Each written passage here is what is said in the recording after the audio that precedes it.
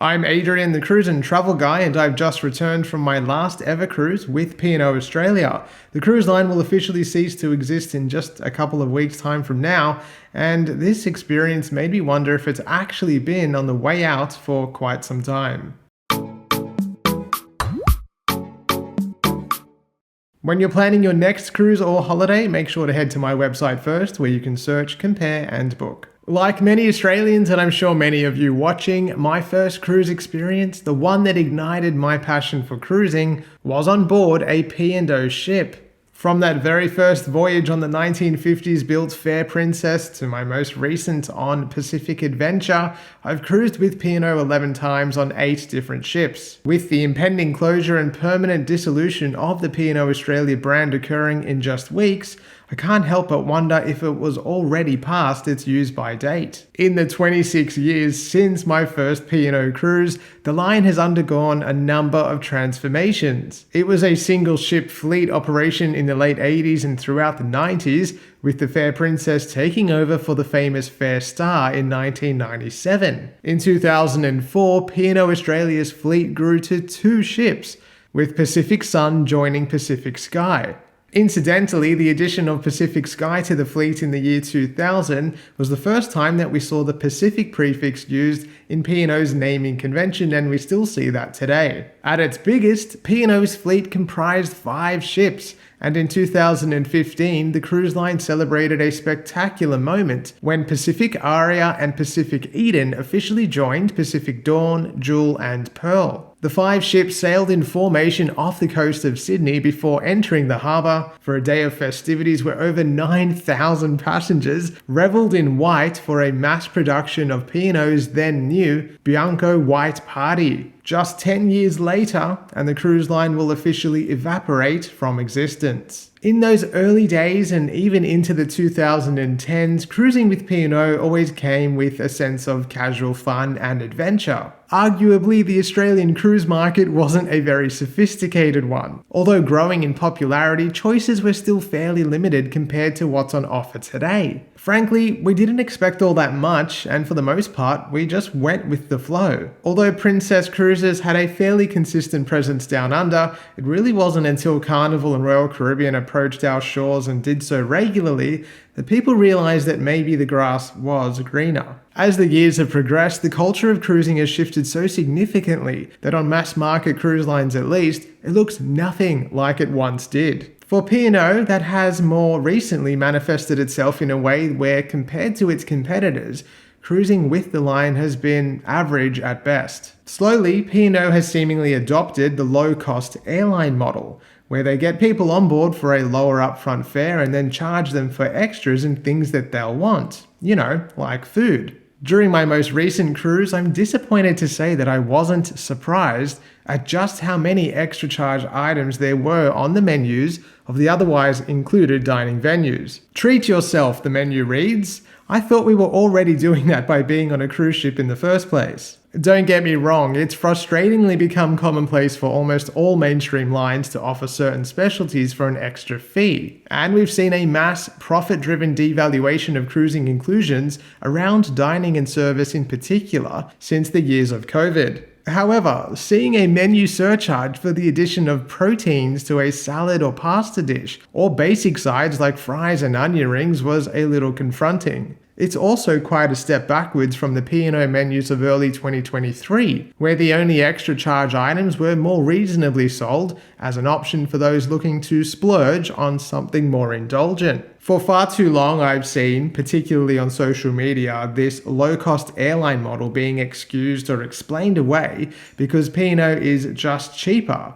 But I've often questioned the truth behind that. In 2023, I compared 2 almost identical cruises, one with P&O and one with Carnival Corporation's stablemate Princess Cruises, to see where the better value existed. In that comparison, I found that Princess actually came out ahead. Along with the additional charges and even increases to some of those paid-for options, I did notice on our last cruise on Pacific Adventure that there was an overall drop in the quality and standard of the food. Chicken schnitzel was more extruded chicken paste in the shape of a schnitzel. My warm pumpkin salad was tasty but crunchy, and the butterscotch sauce served with a sticky date pudding was watery and flavorless, while the cake itself was dry. There were some notable exceptions though. The focaccia served in Angelo's was excellent, as was the Kahlua espresso tiramisu. In the waterfront, the red wine beef cheeks served for dinner were tender and savory, and I really enjoyed the side of mash. Other items were fine enough, but not up to the standard I used to know P&O could and would deliver.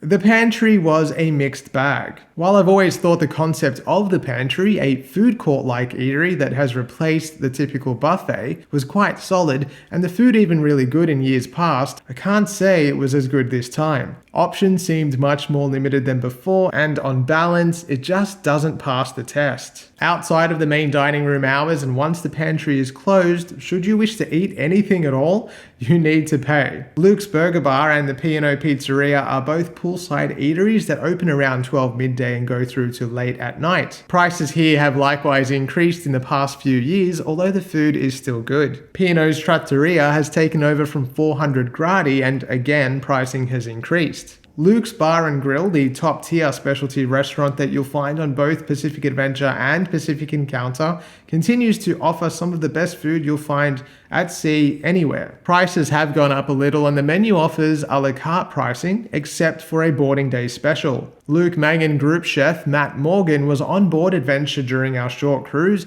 and reached out to give us a preview of menu changes. These came into effect on the cruise after hours and will better align the onboard offering with Luke Mangan's Sydney restaurant, Luke's Kitchen. Thankfully, Matt also confirmed that Luke's Bar and Grill will remain as is when the ships transfer to Carnival. During my recent cruise, spirits and mixers were in short supply. There was plenty that was just not available at all. Some bars carried some things while others did not. My attempt to order a vodka martini in the Blue Room one evening was met with roadblocks at each turn. First there was no vermouth, and when I said don't worry about that, just give me vodka, then they said there were no olives, so that was a challenge. This was a really common theme throughout the cruise, and the official excuse given by bartenders was that missing spirits and mixers were not required for their set cocktails. Anecdotally, others heard that the stock in bars was being used up before the upcoming transition to Carnival, but I can't make sense of that excuse. It was really fitting that P&O Australia was the first cruise line to resume service post-COVID in May 2022. There was even more excitement when Pacific Encounter and Pacific Adventure joined the local P&O fleet later on in the year, bringing with them brand new spaces, venues, and attractions. Included on the list of new things was the Byron Beach Club, a ship within a ship concept that took the suite experience for the first time ever on a P&O ship to the next level. It introduced a contemporary outdoor space with pool, bar, and comfortable furnishings exclusively for travelers in full suites or specially designated Byron Beach mini suites. The space essentially repurposed what was a paid access area called the Sanctuary during both ships' former lives with Princess Cruises. Effectively, the club took nothing away from other cruisers on board because that space was never accessible to anyone else, but did provide the option for P&O or opportunity for P&O to generate more income. However, despite P&O's multi-million-dollar investment in its two hand-me-down ships, it seems this was all too little too late, and business never flourished. I've reported widely on the issues that cruise lines operating in Australia have been subjected to. Various market forces and tough business conditions have all been punctuated by increasing port fees, port infrastructure challenges,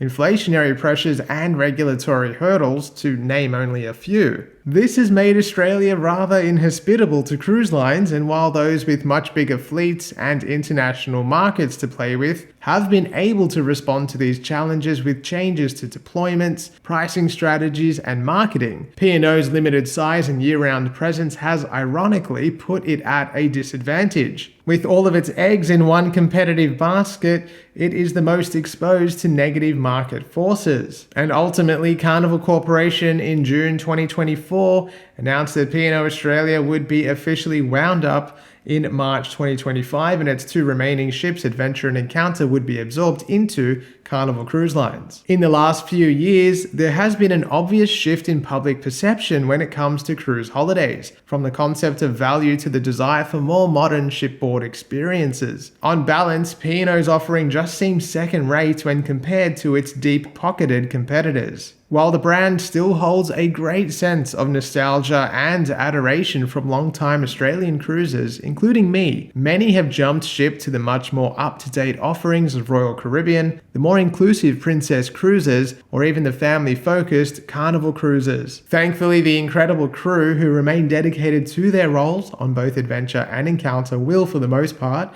remain with Carnival Cruises during the transition. It's a sad end for a company and a brand that has been a local stalwart for 90 plus years, but one I would argue that has been in the making for some time. The P&O that I remember, the one that helped me become a cruise lover, hasn't existed for some time now. A victim of its isolation, the brand in a way was always doomed by its bottom tier rung status in the broader Carnival Corporation umbrella. It's the only cruise line within the 9-brand portfolio to never have operated a purpose-built brand new ship. The low-cost airline model that P&O more recently adopted and really doubled down on often resulted in large cruise bills that, when seen in context of the cost of the entire cruise experience, would at least put it in the ballpark of a more inclusive competitor cruise experience. But with little budget and obviously limited investment from Carnival Corporation, P&O was seemingly living on borrowed time. While it doesn't justify the situation, it reflects the challenges of today's cruising industry and the broader market conditions. P&O's two ships, Pacific Adventure and Pacific Encounter, will officially transition to Carnival Cruises in March. This will mark the third iteration of each ship, which began life as Golden Princess and Star Princess respectively in the early 2000s. According to VicPorts, both ships are scheduled to spend a week in Melbourne, arriving at Station Pier on Wednesday, March 19th, before departing again on Wednesday, March 26th. They'll each undertake their first Carnival Cruises on Saturday, March 29th from Sydney and Brisbane, and I don't expect much to change on board, which is a good thing because P&O outfitted both ships beautifully when they first joined the P&O fleet. Technical updates will see the Carnival Hub app replace P&O's own, and of course we expect to see some changes to the branding occur on the outside of the ships. I would imagine that some version of the Carnival logo will appear on the funnel, potentially making way for 3 Carnival logos to be in existence at once. Of course, the whale tail that we commonly see, the ex-Costa vertical stack on Luminosa, and potentially this third version from an ex-P&O perspective. At this stage, both Carnival Adventure and Carnival Encounter will continue to sail locally well into 2027, and should, according to the marketing at least, offer the classic P&O experience, but with some changes. I'll be testing out exactly what a P&O by Carnival cruise looks like very soon, so you can keep an eye out for my in-depth review where I'll let you know exactly what you can expect. Let me know in the comments, do you think it's time to say goodbye to P&O?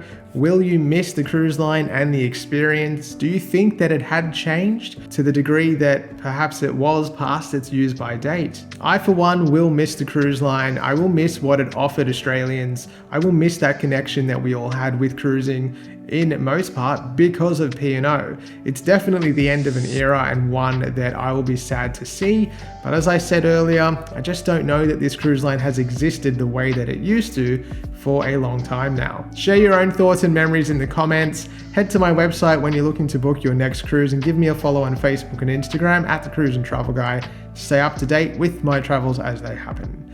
Thanks as always for watching, and I'll see you soon. In the weeks ahead, P&O will cease operating officially, and this cruise made me wonder if... what? Incidentally, the addition of Pacific Sky to the fleet in 2000 was the first time that we saw the Pacific outside of the main dining room. Thankfully, Matt also confirmed that Luke's Bar and Grill will remain. It was really fitting that P&O Australia was the cruise line to return to... what? while creating the opportunity for P&O to generate more income and give people what? With all of its eggs in one very competitive market, it is what? A victim of its isolation. The brand was always in a